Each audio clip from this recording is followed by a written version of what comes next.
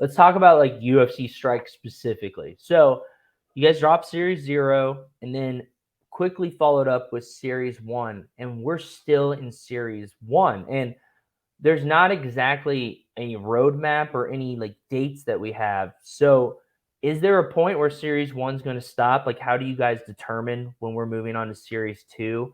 Is there going to be some roadmap, maybe not for Series 1, maybe in the future for Series 2 or something, where people like me on the outside collectors, we can be like, oh, like this is what we're aiming for. I know there's going to be this many contender moments. There's going to be this many rares.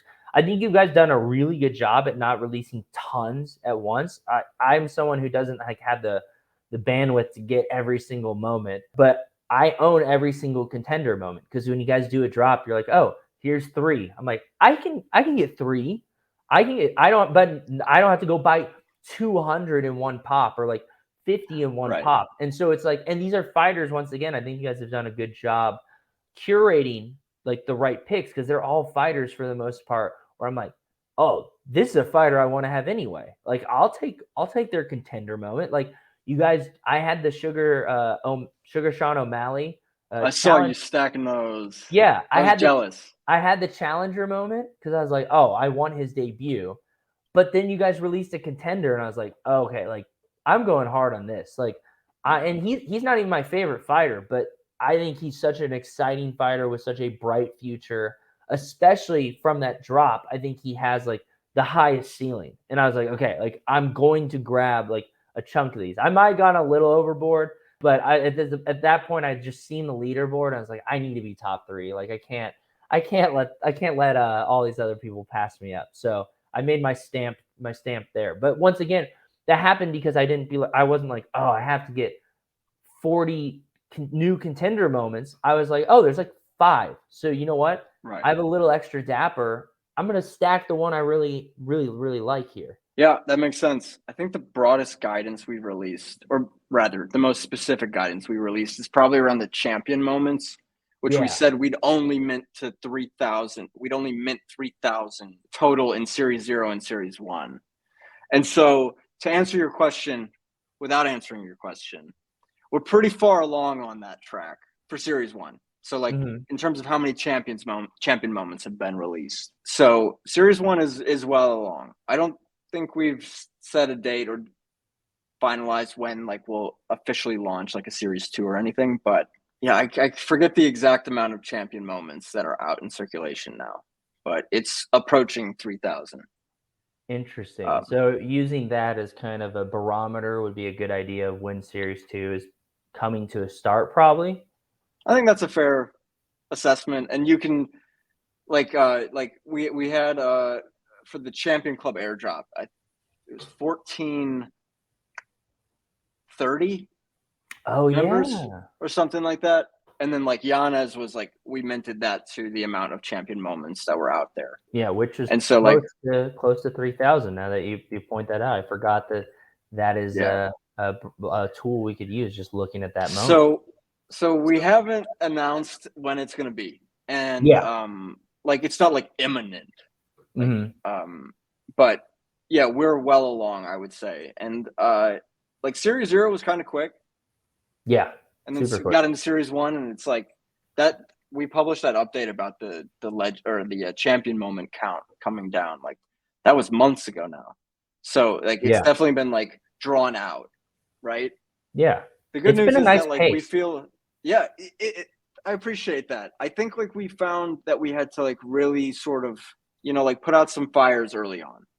And there were some things that needed to be like addressed urgently. Like there was like some sentiment issues and supply issues, of course. And the UI, I would imagine as well. Oh my goodness. I was a collector, so you know me. I also was, and we had talked about that. You and I talked about it a lot. Yeah. Yeah. The UI was just, I was like, we're not ready for showtime. And like it feels so good to be in a place where like we're not done. Far from it.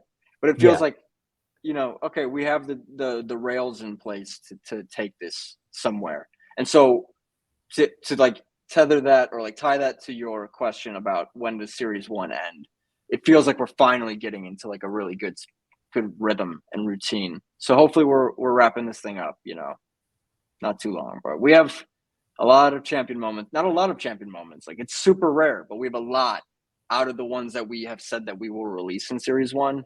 A lot have already been in packs. Got it. When Series 2 drops, do you think there's going to be some sort of roadmap involved, or will it kind of be this one where we're like, hey, like it's a little in the dark, but we're also not going to like rug you by dropping just tons and tons and tons of moments and like just oversupplying? That's a good question. I don't know the answer to that just yet. I don't think we'll come out with like a definitive roadmap, and I'll hopefully answer this in a decent way, or like justify it well. Yeah. Roadmaps, like the best projects that I've seen, like will publish a roadmap, but then they like don't deliver against the roadmap. They deliver against some internal roadmap that is important to them, that is so much better than what they've released to the public, because you don't tell people what you're going to do and then like just deliver that. Yeah. Then you've just met expectations, and that's not enough in this space. So I don't think we'll come out and give away everything. I think our goal is to give enough guidance that everyone has an equitable experience. That's a very general way of saying it, but we will give the guidance that is necessary to make the right decisions on the product without sacrificing the ability for us to make decisions and innovate, and recognize that we're sort of like building something a little bit more novel, than a little bit more bespoke than it's not linear, I guess. Yeah. That's my point. Yeah, it's a very dynamic thing early on. Yeah. Like even I think, and even Series 1, like we've been like 3 months ago, we didn't know when everything would necessarily come out. It is a lot of putting things together. The nice thing about that is that we aren't fit into some sort of like predefined destiny. We're making the best decisions for the product in real time. We are always trying to plan ahead, but we are also agile and willing to adapt. Yeah. Because we're not going to just do something because we said we might do it. And that's where the roadmap becomes like tricky for me. No, I mean, I think a great, like the perfect example of that was Series 3 with Top Shot, where they put out a roadmap and everyone was so excited about it at the time. Like, and they gave themselves a lot of like boundaries. They're like, hey, like we're being very specific and trying to be transparent with people here. And it ended up, like, long story short, we know it ended up causing oversupply, but we knew, like reading the roadmap, you knew that it was built for like bringing on new users. It was oversupply if there weren't going to be no users, but a lot of people couldn't see the big picture. And as a result, we reached this point where people turned on the roadmap, the thing that they were super excited about. And then Top Shot was like, well, we're kind of locked in. Like, this is what we promised. And like everything's so early, things can change. Like what if Top Shot had put out the roadmap before that massive February boom, and then they're like, yeah, we're stuck making very little moments because our user base is so small. Yeah, like that would have been even worse for the platform, like long term. Oh, so that would have been terrible. Yeah, so I think it is funny because we're in Top Shot world, we're waiting for the Series 4 roadmap. Everyone thinks like as soon as it's going to drop, like everything's fixed. And it's like, I don't know. I definitely kind of agree with you that like things are so early, keeping things dynamic and just like building that trust with your user where you're like, hey, we're not going to like absolutely like just milk you for money and leave you with something that we don't think is valuable. Like because we're all in this together. Like we all love the UFC. We want to add value to the UFC and we want to be a companion to the UFC. And there's a unique like symbiotic relationship between the UFC Strike and collectors, you know?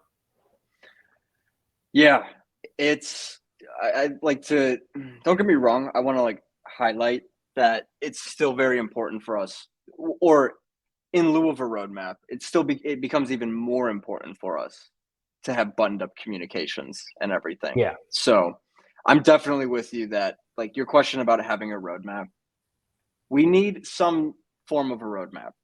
I don't think it'll come across in the way that like people think of a roadmap. Like you see like, dotted line to this thing, and then it's like artistic and like all that. I think of the roadmap as more like if you're following along, no matter where you're at, you have a general sense, you understand where it's going. New things come out, you're educated on it, you're communicated about it via email, via Discord, whatever necessary mechanism you've opted into. Yeah. Like that's, I think, clear communication versus broad generalities and like a broad sort of like, let's make this roadmap happen. Which I think roadmaps can work. Mm-hmm. They just oftentimes are more like letdown machines than they are, beacons or like the lighthouse in the storm, so to speak. They're typically more of a distraction than they are a net positive. Yeah, no, I agree with that because I think the big thing for me was early on, especially with Series 1, like you guys did the first couple of drops, and I was just like, when does this end? Like, I plan on collecting every contender moment, but I know the Top Shot base set is like 500 moments. So am I going to run out of steam here and be in this weird position where they're like, oh, yeah, Series 1 is still going? And I'm like, I didn't think it would be. So I do think it's been really cool that you guys have like done you've shown a lot of restraint by just making every drop like actually meaningful.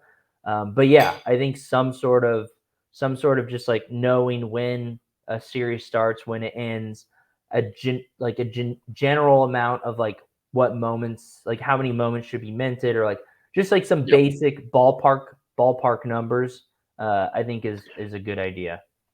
Yeah, and I think those can, whether that's in a roadmap or whether that's in other communication, like I think those are things that me as a collector, both on Top Shot and on Strike, that's information that I would want and I would need and expect. And I definitely appreciate the collectors that have been around since Series 0 and like now through Series 1, because I think our communication, like especially early on, was not great. And like I think it's improved a lot, but still there's a lot of, nuance that we have to like get better about. It definitely has gotten better as someone who's remained I appreciate that. Yeah.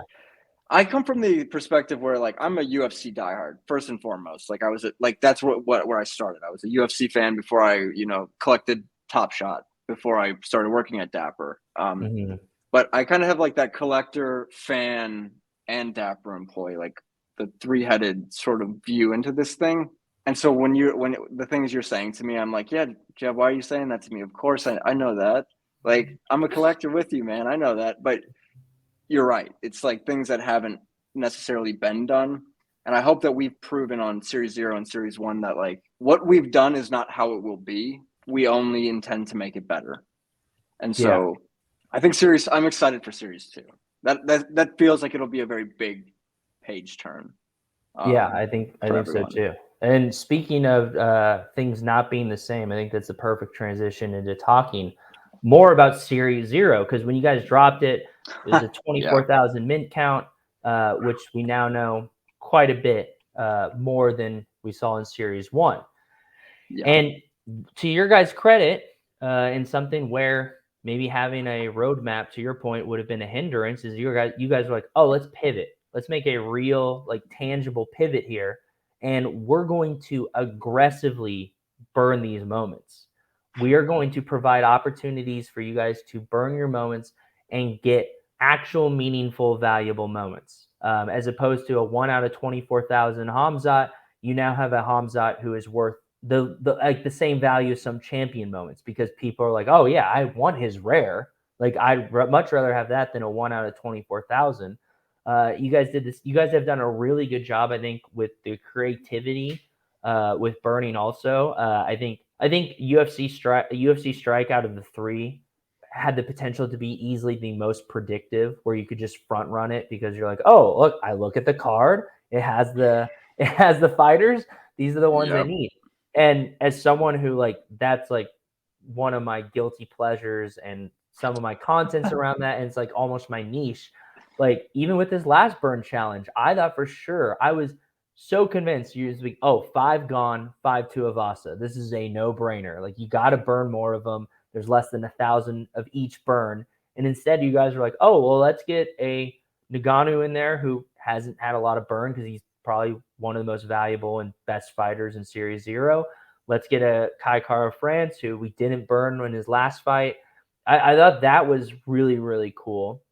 But that being said, I think like right now, Chicharito's at almost 4,000 burn. So that means he has 20,000 moments still, which is still at the very least 8,000 above the highest minted Series 1 moment.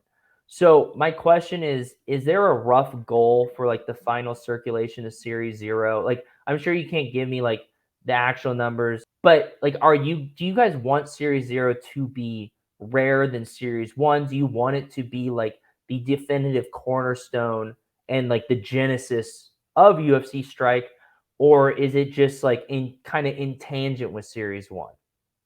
It's a good question. I think Series 0 will always be like a bit of an anomaly for all of the things that we've discussed, or that you just like kind of outlined there. I think we probably we're like happy with the burn challenges so far. I think we have more aggressive ambitions than what has been done thus far. I think we're like, again, thrilled.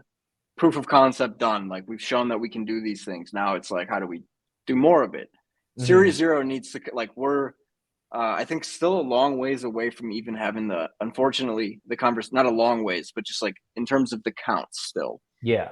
From having the conversation around like, is it going to flip Series 1? Because I'll be interested in seeing that happen. I think our goal will be for it always to be in an organic sort of like non-system threatening way. And like, we've seen that even with burn challenges, Series 0 floor recover above Series 1 floor, regardless of the discrepancy in mint count, which is just kind of wonky.